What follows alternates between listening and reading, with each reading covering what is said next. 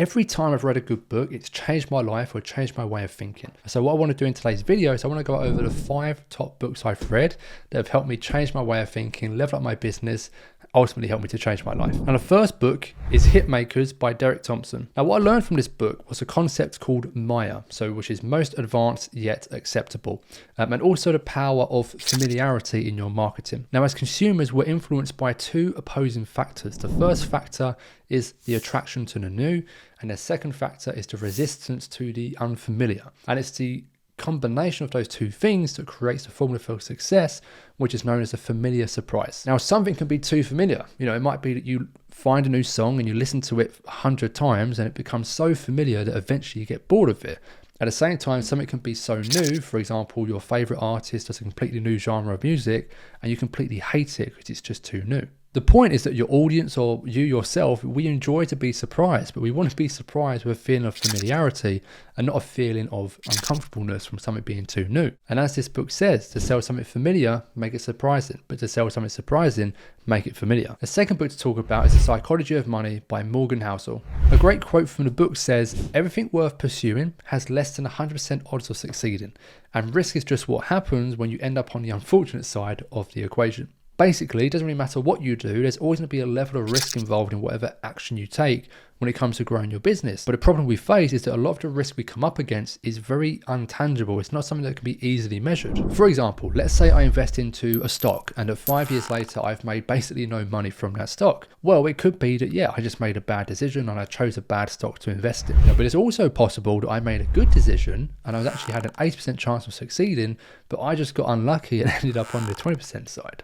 But a general rule of thumb to kind of overcome this is, when you're trying to identify the secrets to success or whatever it is you're trying to do, rather than trying to focus on something that is specific to an individual, look at what the broad patterns are across a group of individuals, and that should give you the secrets. The third book is The Slight Edge by Jeff Olson. The lesson from this book is that habits that create the slight edge, the slight difference between yourself and your competitors, they're not some secret, hidden, guru strategy that no one knows about. Actually, the problem is that most people know what these habits are, but it's typically 3 reasons why they don't do them. Now, the first reason is that they're easy to do. Now, as Jim Rohn said, as quoted in this book, he said, "The simple things that lead to success are easy to do, but also just as easy not to do." Now, the second reason is that results from these habits are invisible.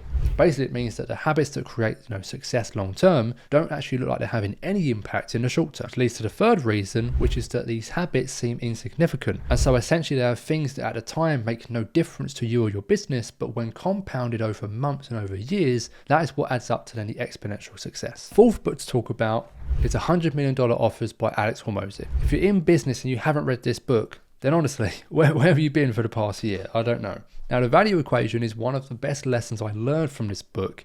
And to be honest, it's probably one of the best lessons I've learned just in business in general. So Hormozi says there are 4 key primary drivers of value. Now, the 2 you want to increase. The first is that you want to increase the dream outcome, meaning you want to, increase the goal or increase the kind of level of the outcome you can provide for the person. The second thing you want to increase is the perceived likelihood of achievement, basically meaning that the person investing into you and your program, they need to believe and they need to perceive that they are going to actually achieve, and it's going to be more likely that they're going to achieve the goal or the dream outcome that you set.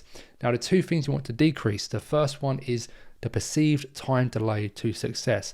Basically, how long is it going to take to get to the goal? You need to try to decrease that time as much as possible. And the final thing you want to decrease is the effort and sacrifice. So you want to make sure that whoever you're helping, whoever you're serving, that it takes them as little effort, as little sacrifice as possible to get to their goal. And so in general, as long as you can make sure that every decision you make has this equation in mind, you can basically never go wrong when it comes to creating value in your offer, and that actually your offer is going to be miles ahead of your competition because most people just are not doing this or not at the level of detail that they should be.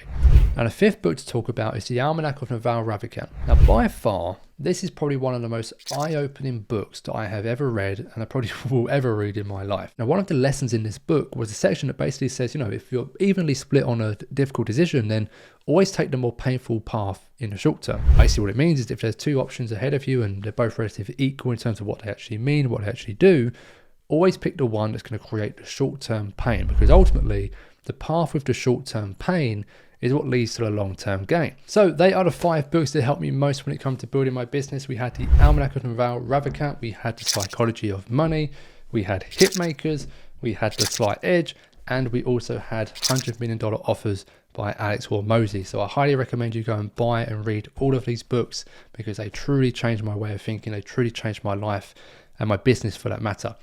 So look, if you enjoyed this video, go and watch these 2 videos next, then subscribe to the channel, as all the videos I make all will help you to achieve that goal in one way or another.